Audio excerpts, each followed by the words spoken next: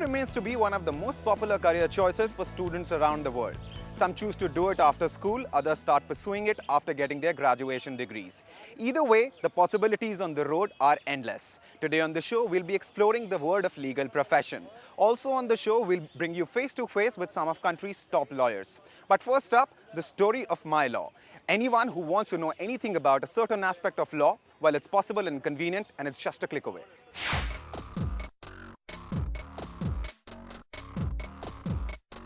Do you want to understand sports law or intellectual property and don't know who to turn to? Help is at hand and in fact is just a click away. MyLaw.net opens up the world of law to everybody. All our programs are designed in a way that can be easily consumed. You don't need to, for example, sign up with a law school or what have you. All you need is to sign up for that program that you're looking for, where you need more information on. It's as simple as that. The website provides you with reading material, video lectures, and law quizzes. All you need to do is sign up for a law course of your choice and pay a fee depending on the course. The cost ranges from 2,500 to almost 8,000 rupees, depending on what you opt for. Once you clear an exam at the end of your course, you get a certificate from the parent body of MyLaw.net, Rainmaker, a company that not only conceptualized the first All India Bar examination, but that has been focused on creating legal content and learning. The company was founded by Nikhil Chandra, a graduate of National Law School, Bangalore, with an aim to increase access to legal knowledge in the country. I think there's a huge gap in this market, and that gap has existed for a really long time. And the intent with MyLaw.net was to create a platform that could provide both education as well as access to people who just need access to Indian law. The team is comprised of law graduates and lawyers who gained experience in the field for over 7 or 8 years in law firms before choosing to focus full-time on MyLaw.net. Working at MyLaw.net is also a bit like being a part of academia without any of the red tape. I get to be on the cutting edge of the creation of a lot of legal thinking without having to kowtow to senior academics. And if you're a law student, then there are tailored programs for you too. So students can match what they study every year in law school with courses available on the portal to enhance their skills. The best part about the course is that you don't get to know all this in law school. They just don't teach you all this in law school. The USP of MyLaw.net is simply in the fact that almost every Indian citizen wants to know more about the laws in India. And there is simply nothing out there that tells you authoritatively that these are your rights, these are the laws that govern you as a citizen, and these are what you can do, and where does the limits of the state end and where do your rights begin. So if you missed out on law school, it isn't the end of your dream. This could help you in whatever field you're already in. In New Delhi, with camera person Alfred Monsang, Kriti Mathur for NDTV. The first law field that we'll be focusing on is corporate law. All law students at some point in time have thought about pursuing corporate law, as there is a belief that there is a lot of money in the field. But what is the truth? Let's find out. Corporate law is about every field of law dealing with a company, starting with incorporation of the company, what business they want to do, where do they set up their offices, do they set up factories, who are their customers, who are their vendors. Everywhere there are documents involved, so contracts involved. So all these put together is called corporate law. Basically everything to deal with a company is called corporate law. Corporate law is a vast field of law, one that includes labor law as much as it includes environmental law.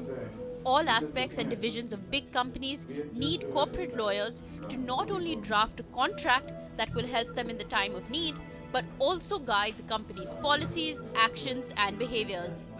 To be a successful corporate lawyer, one that influences the economy and nature of corporations in the country, one needs to be more than an academically bright student, you also need to be a very solid in your IQ, in your ability to think ability to think beyond what normal people can think.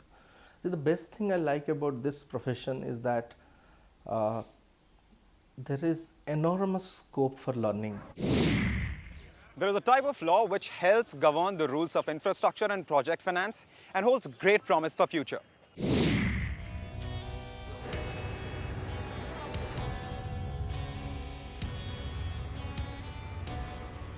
India is a fast developing country, racing ahead on all fronts. A crucial player in development projects is a project finance and infrastructure lawyer. A project finance and infrastructure lawyer works on the development, acquisition, and financing of infrastructure projects. What this means is that whenever there's a project concerning the building of roads, airports, power projects, and metro station projects, to name a few, a project finance and infrastructure lawyer is called in. His job is to ensure that the legal documentation concerning bidding of a project or financing a project is intact. He works with financial institutions, project sponsors, investors, contractors, developers, and governments through the course of the project. Since these projects are large transactions that almost always are larger than 500 crore, the lawyer's job is to ensure that the risk is minimized. He must make sure that the legal documentation ensures that the project funds itself, and if a project is delayed or gets interrupted for some unforeseen reason, everyone's rights are protected. The fun thing is probably you see yourself being part of development, because all of these sectors are where you see development happening or where India needs development. So be it roads, be it railways, be it highways, be it airports, be it metro projects, power. This is sectors where these are the development areas. This is where development happens, and when you see some of these things happening, you feel that you're part of development. Since infrastructure projects take a while to complete, a project finance and infrastructure lawyer will most definitely find himself working on a project for a long time, interacting with corporations, banks, and financial institutions throughout. But the benefits of this practice area are unparalleled. So the most memorable I would describe in this sector was I was doing the privatization of the Delhi-Bombay airports, and that was probably the most memorable. Not for any other reason, because you don't get to see a power project financing or an oil and gas project by your own eyes, but you can see an airport. You visit an airport, you can see it. And project financing is something which takes a very long time to fructify, unlike an M&A transaction where it happens in 6 months. A project finance transaction takes usually around 2 to 3 years to do, and then the project takes time to build, etc. So the Delhi-Bombay airport privatization was a very big transaction by its very nature, very complicated, and you get to see the fruits of that. You see a functioning airport and you feel proud of the fact that you've been involved in something like that. Next up is the world of banking and regulatory law. We met with a partner who helped us understand what it is like to work with the big names of the banking industry.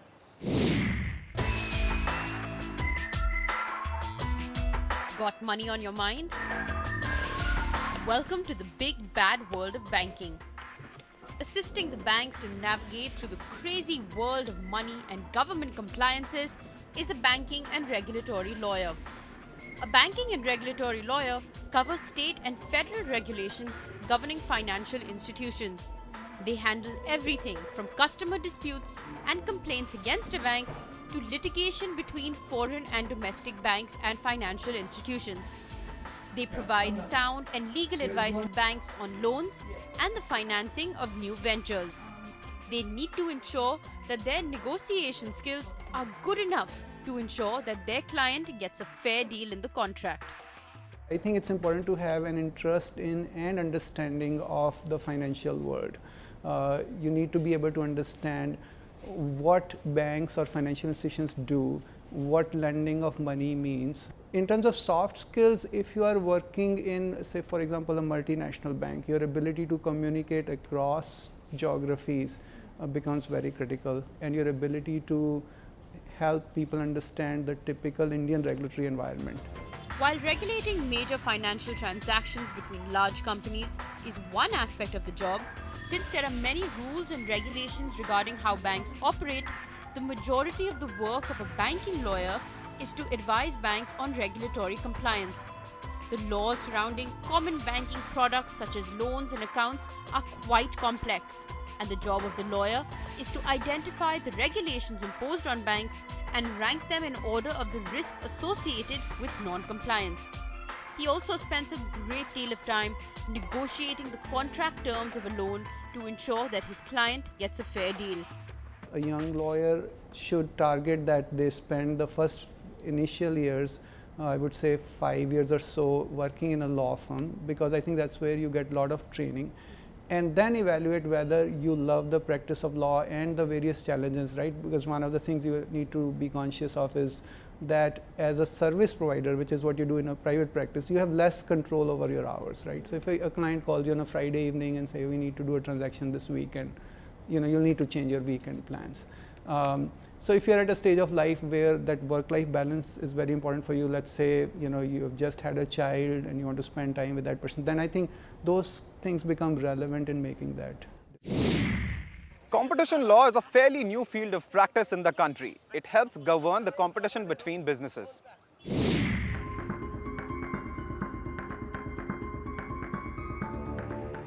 So competition law is a fascinating mix of law, economics and policy. It affects not just how businesses conduct themselves, but it affects us as consumers on a day-to-day basis. Competition law. The name says it all. It is the law that maintains healthy competition in the economy and society amongst businesses. Competition Law Act was introduced in Parliament in 2002 and is a new form of law that studies the processes of rivalries amongst companies, businesses and organizations to attract more customers and maintain stability in the market. As companies compete amongst each other for quality, price and resources, competition law is what governs the rules of the economy. Here is an example of a competition law case. Well, in terms of interesting cases, there are high-profile cases such as the abuse of dominance case against Google. Google, of course, being the gateway to the internet, everyone switches on their computers, and usually you have a Chrome browser. You access it either on an Android mobile phone or on your desktop, which is today powered by Google because you have the Android operating systems on tablets which are replacing laptops. You have Google which integrates everything into their products. So from a consumer perspective, that could actually be very good. Google Maps is excellent. Other services of Google are fabulous. But the question is, what is happening to Google's competition? Is Google killing competition?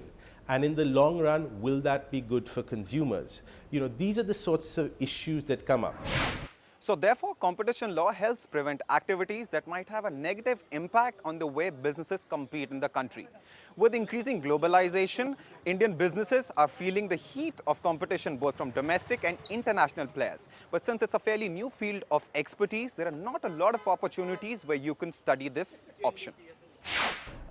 Given that it's such a new topic and subject, there aren't many law schools who are actually teaching it in India. A lot of the jurisprudence that we rely on is actually European jurisprudence. So I definitely recommend to students who are interested in this law to go and perhaps pursue a master's course in the UK or in the US. It's time for us to slip into a quick break, but you don't go anywhere as there's a lot more coming up on the other side.